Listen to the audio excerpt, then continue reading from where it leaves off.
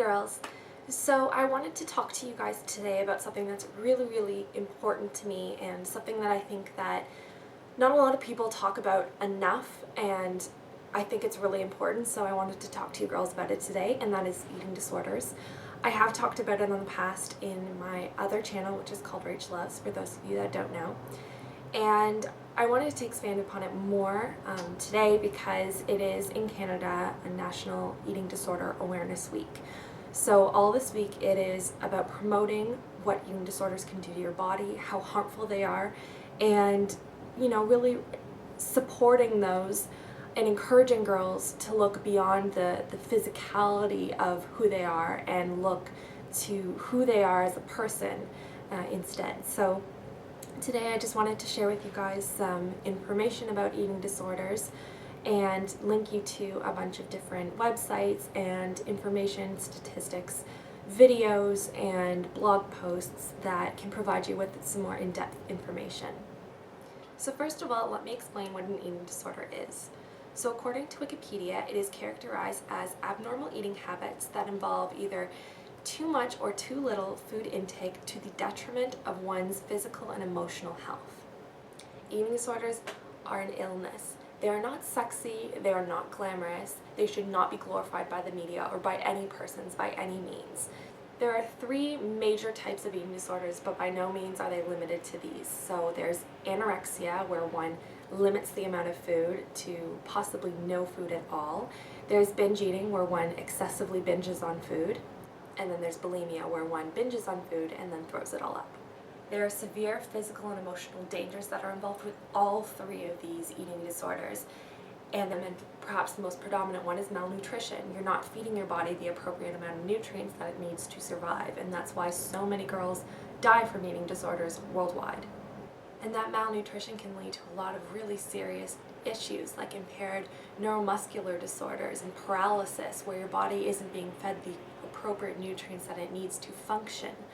Below are a lot of links that you guys can go and check out for more information on eating disorders, what you can do if you are suffering from an eating disorder or you know someone who is.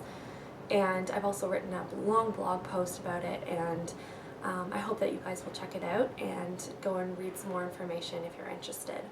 As for Eating Disorder Awareness Week, there are a lot of different things that everyone can do to get involved and really encourage everyone to understand the negative side effects and the severity of an eating disorder. So I'm going to name a few right now that I found on a wonderful website, and this is all Canadian. There are different weeks for different states, or different countries, and so I encourage you all to find out when yours is, but I mean, don't limit it by any means to these particular weeks. I mean, people should be encouraged to learn more about it year-round and really understand the side effects.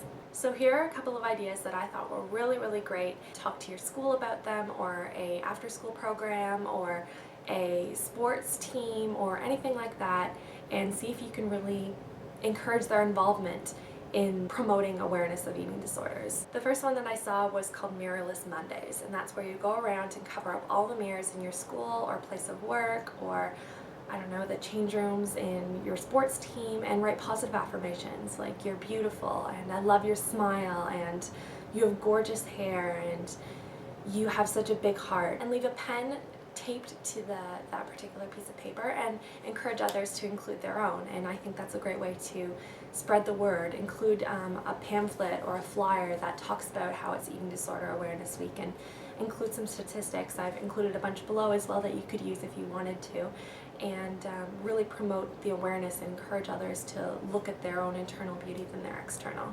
Another really great one was showing real body silhouettes, and essentially taking the outline of people that you know and then pasting them all over your school or wherever it happens to be. Have a pen hanging there and include a big title that says "I love my body because ... and encourage others to fill it in. So whatever they love about their body to include inside, and also include information about Eating Disorder Awareness Week.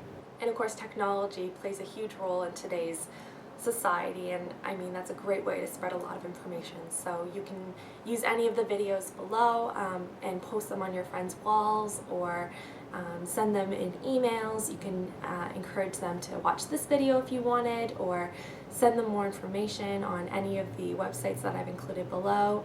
Post statistics on your Facebook wall and encourage others to do the same. The media sells the idea of perfection, and they, from a really young age, encourage women to look up to these as standards of beauty, and these are the women that, you know, you should be looking like and acting like. And, you know, if you can't reach those particular levels of beauty, then you are considered a failure. And they're just not achievable at all, ever. Women do not look like that. Cindy Crawford once said, "I wish I looked like Cindy Crawford," because she doesn't look like that, you know?